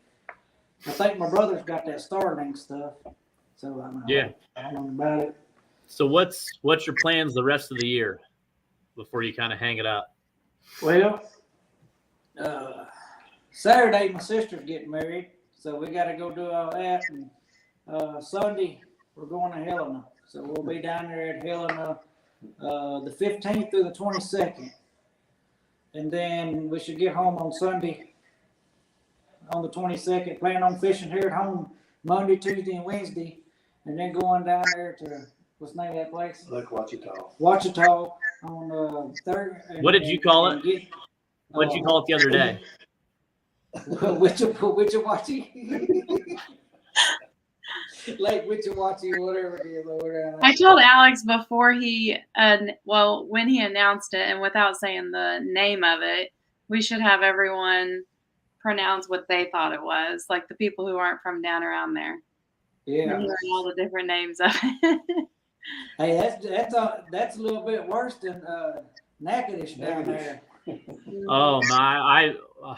I ruined that. I did that. That was way off. Yeah, those two. I was saying Natchitoches. Yeah, I think we were all saying Natchitoches or something. Or, yeah. That's. What do you think about that? What's your thoughts about that place? I still really want to go back there. Oh, those two. Well, yeah. If you would have asked us the first day, we would have said no. I ain't never go. If it was just a 1-day tournament, we never want to go back. But I mean, man, the second day was pretty cool, other than getting stuck in the mud for 30 minutes and not moving. But we caught a lot of fish, and there was some hard hitting, hard fighting. Oh, fish I'm trying to. That's the hardest hitting fish I've ever caught. Yeah, I think we caught like 25 fish or something that second day, but they was all the same size, Because before we went down there, Brian told us, he's like, look, if you think small fish, think smaller than that. He was like, oh, really? And he was like, yeah. So we went out and got worms and got stink bait and stuff like that, man, because they told us if you catch a 15-pound fish, you could win big fish of the tournament.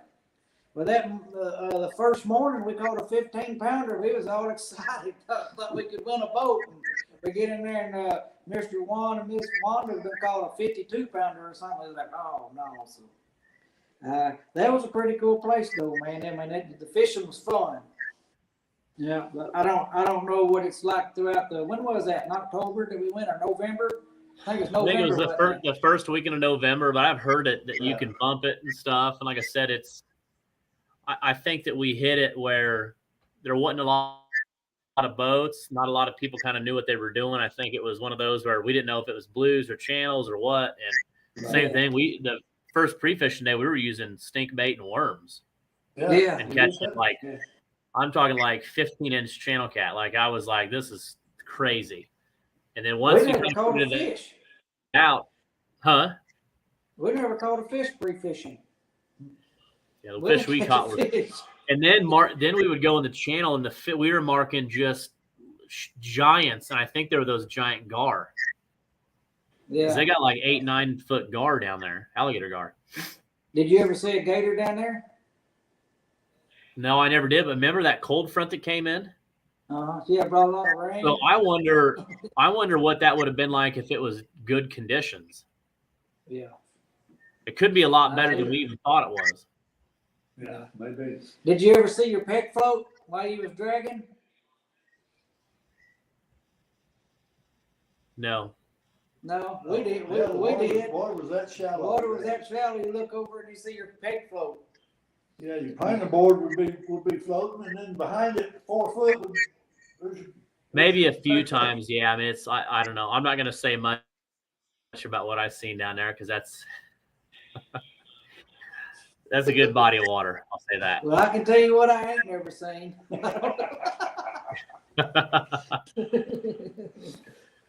No, but I'd like to go back down there. The Red River's fun, South Louisiana, all the way down. Check that stuff out again. Like I said, it was a fun fishery. I love dragging that time of year too. And like you said, the fish hit like a freight train. Mm-hmm. Never seen like it before. And then you get them in the boat and they don't want to open their mouth. Well, I wonder if it was because the water wasn't very deep. They didn't have nowhere to go. They had to run sideways with it. I wonder if that had anything to do with it. Yeah, but we were catching some in 25 foot of water that's hit as hard as they did. Oh, really? Yeah, we weren't fishing that deep. Yeah. We weren't fishing very deep at all. It's the craziest thing in the world. You know, I told you about us getting stuck in that mud, didn't I? Yeah. Yeah. Yeah, we didn't even know it 'cause it was so foggy. Didn't even know it. It was so foggy you couldn't see nothing. Yeah, we were using radar to go to our spot on day 2. It was so foggy. It was terrible. Yeah. So when you gonna go to New Orleans? Have you thought about going down there fishing? Here pretty soon. Do a little trip down there. We might go down there next week. Take a day or two off from Hilton and go down there. But I don't know. I think that would kind of get old. Just Yeah, I talked to some guys actually that went down there that last week, and I mean, he said it's awesome, but it's one of those where it's just like 30s, and you don't ever really see the giants like what we see. Just so many fish down there, and I think it's just the perfect conditions with the salt water, the low water. I mean, look at look at these tournaments that we're having. It's all good fishing. I mean, MRM we had one of those days at MRM. I mean, tournament day we caught I think 45 fish in less than 6 hours. I mean, it was just chaos. So I mean, it seems like it gets old, is what some of them have said. You know. yeah. But I mean, you got to go try it. You got to go down and do it. Yeah. I know. When was that? Was that the day of that Cabela's tournament we was fishing? We'd sit there and I think we caught 15 or 16 fish, but they could be anywhere from 5 to 10 pounds. And every time they'd get hooked, I'd sit there and shake the pole and try to get the hook to come out so I wouldn't have to reel them in. Yeah. I'm going to take me a drill down there with one of them sockets there. If I hook them fish, I'll just take that drill and drill them so I ain't got to turn the handle. Let the drill do the work. Tudoro said a friend of his got 101 fish over 35 pounds the other day in New Orleans. That's just that's work. That's going to destroy your boat. Because I've heard that they're throwing up quite a bit too, puking when they get in the boat. I don't know if they're full of corn or what, but I don't know, man. That sounds like a good time, but I'd rather have 3 fish over 50 than 100 over 30. You know, what did he say? 135 pounders? He said 101 fish over 35 pounds. Oh, over 35. Okay. Yeah. Oh, hey, I just seen this deal pop up. It's awesome. I just shared it. Oh. Had several over 50. 7 hours. Wow. Yeah, 7 over 50? Several. Dang. Coy says we don't all have showboats. Coy's referring how we like to keep our boats clean. Well, do we need to talk about his? Hey, let's talk about where Coy sits right now in his live debut at MRM when me and Liz whipped up on him, and then what you guys just did to him in that last live. So maybe he's the cleanest boat. Hey, I'm not going to talk too much about Coy. He might kick me out of the boat next weekend. Oh, that's true. You don't say nothing. Coy, we love you. Hey, you know what I tell them though? They you know, a lot of people talk, want to crack jokes about me keeping the boat in my truck clean. You know what I tell them? I'm like, look, you know how to tell if we're on fish or not? If that boat's clean, we're on fish. We want to look good in the weighing line. Look good in weighing line. I mean, got to leave for the MRM, man. We washed the boat, washed the truck, and went and got a haircut and everything.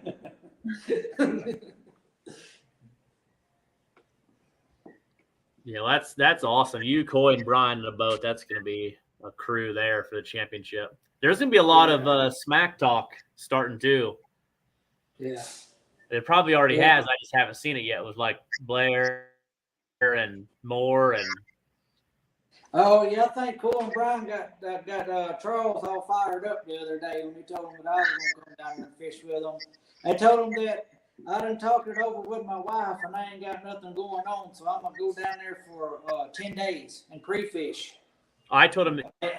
Yeah, I told him you're leaving Sunday for there. Yeah, I'm gonna go straight from Helena to what's it called? Wichita. Lake Wichita. Yeah. What's it called? Lake, what's it called? I wonder if they're gonna go live down there with the ACA on there. Then you gonna go live? We'll see. We'll try to go live. That'd be a cool lake. Like I said, it is a beautiful lake. Beautiful Did lake. you catch any fish? We didn't fish. That Corey said that's close to hot springs. Yeah, it actually flows into hot springs in Lake Hamilton. Deep water. I mean, all the fish species on that lake are just exceptional. The stripers, the walleye. So y'all going to Helena? I don't know yet. We're going south. Haven't really, just got a lot going on, but Tudoro said he's ready for Helena, he just said. Me too. Tell him I think I'm going to buy a new fish cooker. Yeah, he already said that. What did he say? He said, have some fish ready for me to eat at Helena. Oh, yeah. I like to go out and catch me about 105 pounders. That give us enough fish for winter. Well, just have Brian and Coy go out and do that. They're good at that. Okay. Coy, I love you. I'm just playing. I'm waiting for it now. You ain't gonna find no better guys than Coy and Brian. Nope. He said yes, live on with Sheeta. Dragon Master commented, yes, live on with Sheeta. Oh, yeah. Washita. Which are watching. Oh my. Well, thank you guys. Got any last? You guys want to talk about your sponsors or tell us who sponsors you guys and who supports you? So get your jersey on. Yeah. The DeWitt Company, PTI Trucking, T-Force Worldwide, Multi-Bar, Tangle with Catfish, Monster Rod Holders, Macklin Farms, Spread on Planter Boards, Grizzly Jigs, Big River Cats, and the American Bait Company. You know, Andy's been taking care of us about the last year with Fresh Skipjack, wherever we go around these tournaments. And Tangle with Catfish, you know, Jerry's a really good guy. He takes care of all our pole needs and anything that we need. And so is Mr. Steve Douglas. You know, he's took care of us a whole bunch, and all the other companies. You know, that's something I thought that we was going to talk about tonight. You know, was the sponsors. You know, with the sport of catfishing and everything blowing up. You know, it's sponsors help us out a big deal, man. They help us out a 100%. whole bunch because it's expensive doing this. You know, we really don't sit back and think about how much money that it really costs until you start, you know, writing numbers down and say, man, it's a lot of money. It's a lot of money, and I think if you know, you always hear me say, you know, like the sponsors on the jersey when I'm at the tournaments, you might not use them, and just like you guys have some sponsors that don't sponsor Twisted Cat, but we're all in the same family, we all have the same goals, you know what I mean? And it's whether you support Pro Guide batteries or Suzuki or whatever, you know, you still know that Sea-Ark and Suzuki and these companies are really big supporters to build Twisted Cat to what it is. And the companies that help you to help get you to fish and travel. And I think there's a lot of misconception when it comes to sponsorships of, you know, it's not because you're a professional angler, it's because you're marketing that product, you believe in that product, you know what I mean? So you're not just going to call Steve Douglas, never uses rod holders, and really try to push it. You know, you believe in everything and everybody that supports you. That's why you have those good relationships. That's why they're on your jersey and do what they do for you. So, you know, it's a big thing. And a lot of anglers watching tonight, a lot of anglers always ask, you know, how do I get a sponsor? How do I do this? I think you just got to be yourself, you know, be positive, and support those people. Don't jump ship all the time. If you believe in a rod or you believe in a rod holder or a company, they're always watching, but they want somebody like your team. I mean, you guys are always positive and you catching fish, but that helps. But it doesn't.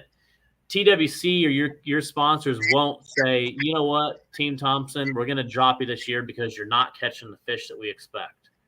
Because they trust you guys as positive anglers to help build the industry. So that's why they support you guys. The fact that you're good anglers is just a plus for them. Oh yeah. Well, I mean, you know how I really act. and we'll be cutting up and everything, and you got to be careful when you're representing other companies. You can't just get on. You got to watch what you say. I mean, but there's a lot of times I really don't say what comes to mind because I can't. Not only is people looking at me, but I'm also representing other companies. So you gotta. I mean, which some people don't care, but I'm not going to give none of our sponsors a reason to drop us. I mean, it's not only in the fishing, but the duck hunting. Like whenever I take a new group of guys out, clients. And I mean, how it is. If they're like us and they're sitting there cutting up, I'll cut up with them, But if if let's say they're real religious people, and you know what I mean, I respect that, and I think that's you just gotta. Yeah, you got to know when you can cut up and when you can't. Oh yeah, when you cut up and when you can't. Yeah. Well, so if a new angler came to you and said, "Hey, what do you guys do? I'm new in the sport. I want to get some sponsors. What do you recommend? What would you tell them is like, hey, I'm a new guy. I'm getting into tournaments. I just bought a boat. I'm looking for some sponsors. What's your advice? Sometimes you just have to. Well, most of the time you just got to start small. You know what I mean? And then build your way up. Don't expect too much too fast. Don't expect too much too fast. I mean, you look at our a lot of our sponsors don't even have nothing to do with fishing at all. I mean, you look at the DeWitt Company, PTI Trucking, T-Force Worldwide, and Macklin Farms. They have nothing to do with fishing. They're all really good companies that that take care of us. And so I don't know. It's when it comes to sponsors, you can think outside the box. 100%. And I think you're seeing a lot more of that in catfishing as the sport's growing very rapidly. Yes. Yeah. You're seeing a lot of new companies and clothing companies and just a lot of different companies coming in. And I think they're always looking for pro staff or sponsorship opportunities, but you gotta be positive. You gotta do stuff the right way, and don't expect too much too fast, like you said. Yeah. Yeah, I mean, look at bass fishermen. These guys are sponsored by some big corporations like Toyota and Mountain Dew and Monster Energy drinks, and stuff like that. You're like, golly, so I think it's coming. 100%. Yeah. I'm saying 2 years is going to be a different world in our sport. Yeah. 2 years. Well, it comes that quick. I mean, but I've had this talk with a couple other anglers and everything about sponsors. Like the sponsors, the people in the catfish world. Whether you make fishing poles or rod holders or nets or planer boards, they can only do so much. I mean, you see what I mean? So I tell the guys, you have to think outside the box, and then go approach those people. I mean, they can't tell you. The only thing they tell you no. They might say, holler at me next year or something like that. But all of our sponsors, that's nothing to do with fishing. We all know real good. So like Dad works in one of the places and does business with the other two, and so that helped out a whole bunch too. So I don't know, man. It costs a lot of money to be able to travel around and do all these events, and we wouldn't be able to do it without them.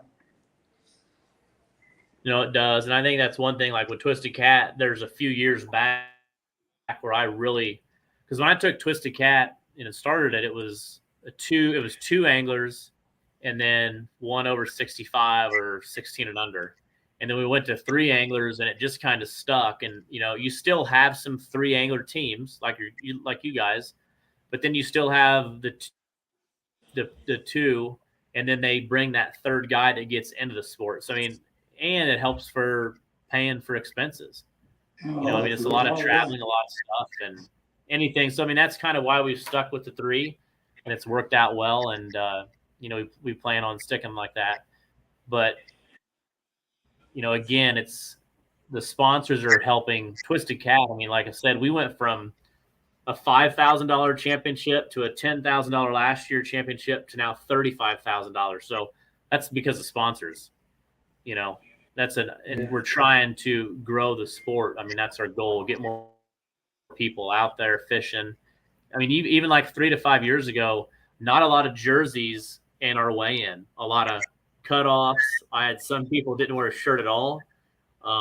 So as we try to make it more professional, that helps when you have a jersey or a nice shirt and you don't have a cutoff. And like I said, because right now there's a lot of big people looking at the sport, and there's nothing against you not wearing a shirt or a cutoff.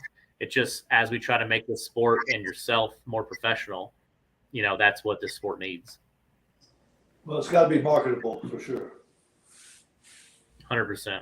And it really has. I think you guys have seen that just since you've got in, in 2018, 2019. You would have never thought probably what we're looking at now. It's just crazy. No, that's for sure. Yeah. No, we would never thought we'd kind of be. We never thought none of that stuff would happen for us. We never. It was more or less a joke when we started talking about getting a bigger boat. Yeah, we were like I'm telling you, we were driving around the casino parking lot, looking at all the boats because the guys at the captain's meeting, and we weren't even fishing the tournament. We just wanted to look at their boats and dream one day, maybe. Then there's a lot of people like that. Even just if you remember at the weigh-in, I talked about Greg and Gabe Skaggs about how they were doing grassroots 2 years ago.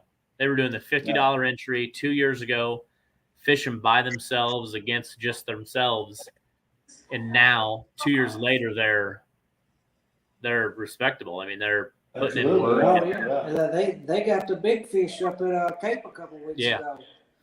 So they're doing really well, and there's some anglers that look at that's only 2 years. So as we continue to grow it, there's a lot of new anglers that we had at New Matter. Each tournament's getting new people. And another big thing a lot of these new anglers say, like that I've heard on the Twisted Cat series, is the people are so good, like, and helpful. You're not going to say, hey, I'm catching fish on this deep water stretch and wood or whatever, or they're biting on sand. But you're at least going to say, talk to them and have that communication relationship where, in other sports, all I hear is, they don't even talk to you. They shun you and stuff like that. And catfishing still got that growth where we all can joke and have fun, but, we can go to dinner together before the tournament and after the tournament and talk to each other, become friends. A lot of our friendships now are through the sport. Yeah. Oh, sure. Yeah. I've met a lot of really good people that become really good friends with me through fishing, so I don't know, man, but it don't happen overnight. It's like anything else, I think, it takes a lot of work and it, a lot of time and effort to be able to be competitive against all the greats of our sports, like Phil King and David Shipman, and even Mr. John Trout. I'm sure he fished against Phil King and Mr. Shipman a bunch. But I don't know, man. It's kind of crazy. I remember the first time we beat the Massengills. Oh, that was a big deal. That was a big deal for us. It still is a big deal. It was still a big deal, man. It was August 2020 down there at Helena. The Camp Masters tournament. We had 81 pounds and they had 80. and we was tickled to death. We finally beat them that day. But just they've had a great catfishing career. The last 20 or something years, or however long they've been doing it, and just And they've helped us quite a bit. they've helped us. They've all been helpful. When we first started out and everything, I'd ask them a couple questions and they would answer it.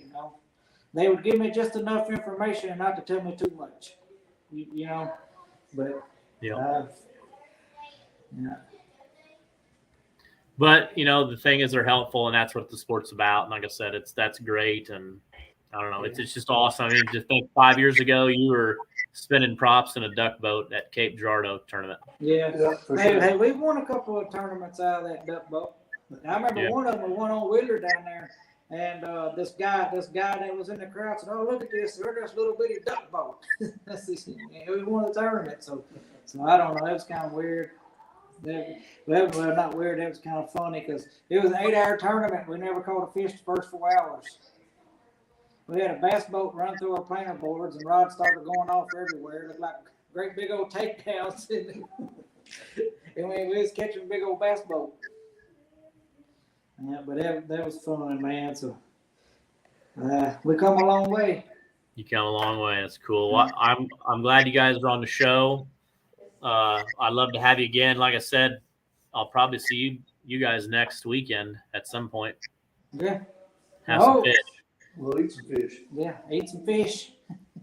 But yeah, we'll do this again. We'll do some more live stuff on the water. And like I said, it's fish fry for the anglers at Wichita Thursday night. So I think Dragon Master's going to do, or you guys going to do a fish fry Thursday night at the championship too. And then we'll have a sit down dinner Friday. So I'll start calling some of you anglers that are watching tonight. We'll start doing the invites, make sure we get kind of a head count, putting teams together again for a $35,000 no entry fee championship at Ouachita. So that's going to be pumped. Probably 22 to 23 boats is kind of my guess for a $35,000 pot. So pretty excited about that. The best of the best at Twisted Cat. And then 2024 season kicks off at Lake of the Ozarks, December 30th, New Year's Eve weekend at the actual Blue Cat Lounge from the show Ozark. So a lot of cool things. I'm actually in a different state right now, not in my home state of Illinois, trying to finish up another location for next year for 2024. So excited about that. And like I said, hopefully have the full schedule out or start announcing it here in the next few days. So I'm excited about that. Yeah, we talked about it. We talked about it earlier today. We're going to try to be in the top 50 next year. We want to try to hit as many of your trails as we can. So, can I give you some advice? What's my advice going to be to you? Weigh fish. Oh, weigh in fish? Yeah, for sure. Yeah. Hey, would we have made it if we would have weighed in? No, I don't. Close, no, you wouldn't have. You'd have been probably You wouldn't have made it with 3 weigh-ins, but we would have been how much? We would have been 91 more pounds or more points. Yeah, you had to fish 4 tournaments. You had to Yeah.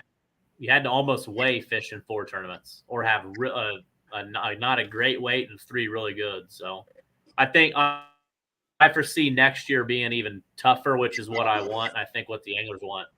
I mean, I think the anglers want it to be not easy to get into the championship, where if you qualified, it was deserving and you really tried, and you're fishing against the best. So I wish I was fishing it to see where you know what I mean.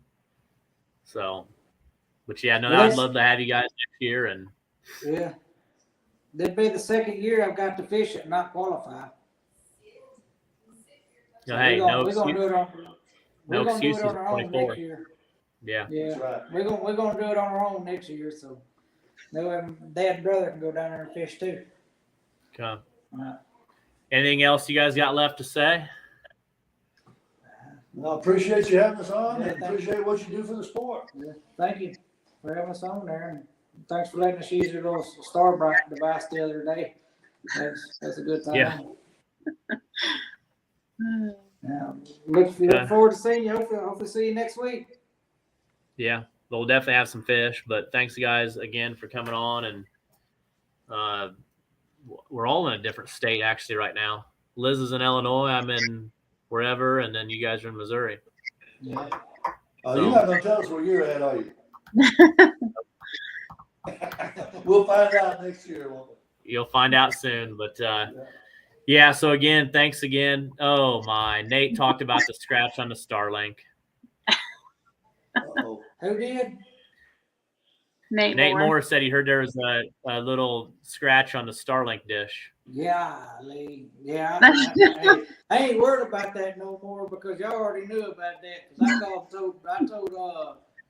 called and told Brian and Coy. I said, "Golly, man, if I known this thing would cost that much money, I wouldn't agree to do it." And I said, "Hey, there's a little nick on it." I said, "I hope they know I didn't do that."